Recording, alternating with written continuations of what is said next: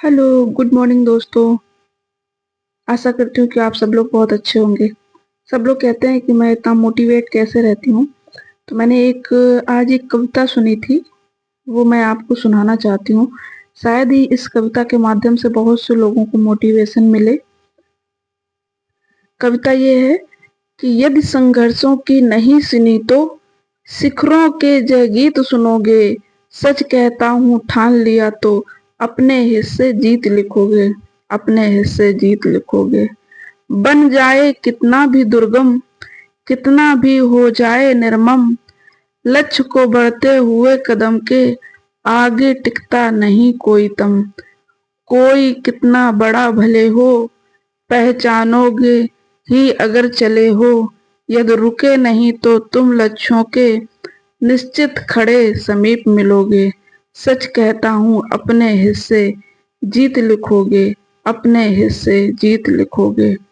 यही प्रथा थी कल भी अब भी, बढ़ा कोई कुछ पाने जब भी, लेकर कुछ मुश्किल असमंजस, भिड़ती रही सदा ही नियति।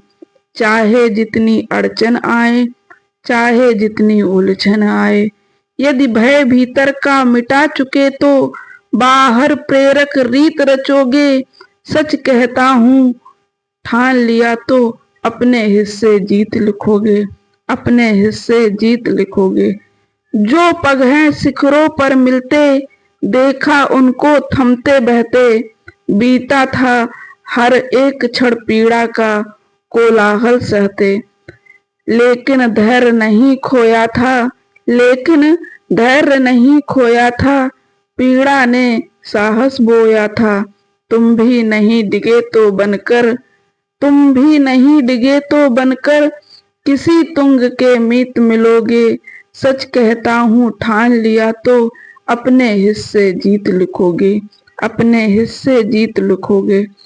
जब लौटे सारे यत्न हार कर, जब लौटे सारे यत्न हार कर, रात्र बोल उठी विस्मय कर। डुबा चुकी हूँ सारा जग पर, डुबा न पाई दीपक का घर। डुबा न पाई दीपक का घर। उसने कोई कसर न छोड़ी, उसने कोई कसर न छोड़ी, दीपक ने भी लौ न मोड़ी। बाधाओं के निशा में तुम भी, बाधाओं के निशा में तुम भी ऐसा ही बन दीप जलोगे। ऐसा ही बन दीप जलोगे। सच कहता हूँ ठान लिया तो अपने हिस्से जीत लिखोगे। अपने हिस्से जीत लिखोगे। इस कविता को मतलब ये नहीं था कि सुनाने का माध्यम, मतलब यही था मेरा कि इस कविता के माध्यम से अगर समझोगे तो बहुत कुछ समझने को आएगा। तो इसलिए अपने संघर्ष नहीं गिनाने हैं कि हम कितना स्ट्रगल कर रहे हैं, कि मेरी लाइफ में कितना स्ट्रगल है।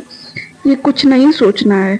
हमको अपना जो हमने लक्ष्य बनाया है, हम पढ़ाई कर रहे हैं या कोई बिजनेस है या कुछ भी कर रहे हैं, तो जो हमने अपना लक्ष्य बनाया है उस पे हमको आगे बढ़ते रहना है। उसकी कठिनाइयाँ नहीं देखनी है, उसके कांटे नहीं देखने हैं कि रास्ते में कितने कांटे हैं। अगर हम अडिग रहेंगे तो एक ना एक दिन मंजिल जरूर मिलेगी। जैसे एक राधा कृष्ण की धरती पे हर मुस्कान के पीछे युद्ध लड़ा गया है। हर शांति के पीछे गहरी रणनीति रही है। हर करुणा के पीछे अडिग कठोरता छिपी रही है। दुनिया उनको प्रेम का प्रतीक मानती है, लेकिन जबकि प्रेम के साथ साथ विवेक, सीमा और आवश्यकता करने पड़ने पर कठोर निर्णय उतने ही जरूरी हैं, क्योंकि जो हर बार नरम रहता है वह टूटता है। जो हर बार झुकता है वह कुचल दिया जाता है। ये मत समझो कि बुरे का अर्थ धोखा देना या गलत करना है। देखो, बुरे का अर्थ यही नहीं है कि हमको किसी को धोखा देना है या किसी के साथ गलत करना है। बुरा मतलब ये नहीं है कि बुरा बनना है तो किसी के साथ किसी को धोखा देने लगे या किसी के साथ गलत करने लगे। ये सब नहीं है। हमको बुरा ये बनना मतलब उसका ये है कि किसी को अपनी आत्मा की चाबी ना सौंप दें। हर आंसू पे ना पिघल जाए कि आपके सामने कोई रो रहा है तो हम पिघल गए, हम जो अपना काम कर रहे हैं उसको छोड़ के उनके उसमें लग गए। ये सब नहीं करना है। हर आवाज को अपनी जिम्मेदारी नहीं समझना है। कोई भी अगर कोई भी काम दे रहा है तो हमको हर चीज को अपनी जिम्मेदारी नहीं समझ लेनी है कि नहीं नहीं ये हमारी जिम्मेदारी है, हमको ही करना है।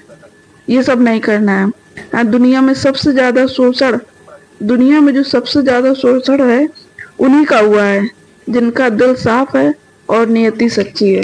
जो सोच लेता है ना कि ये सारी जिम्मेदारी हमारी है, जैसे हाउसवाइफ जो सच्चे दिल की होती है या जो अपनी जिम्मेदारियां समझती रहती है ना, उसी के ऊपर उतना बोझ डाल दिया जाता है कि नहीं ये तुम्हारी जिम्मेदारी है। सारी जिम्मेदारियां हाउसवाइफ को ही सौंप दी जाती है। तो हाउसवाइफ बनने से कोई फायदा नहीं है, हाउसवाइफ बनने से कोई मेडल नहीं मिलता है। इससे अच्छा है अपनी पढ़ाई करते रहिए, अपने कैरियर के बारे में सोचिए। और अगर इतना सब कुछ मेरा छोटा बच्चा है 3 साल का करके अगर 5 से 6 घंटे पढ़ाई के लिए निकाल सकती हूँ तो आप सब लोग जरूर निकाल सकते हैं। तो वादा करिए कि आज से हमको पढ़ाई के लिए कम से कम 5 से 6 घंटे जरूर देना है। बहुत बहुत धन्यवाद।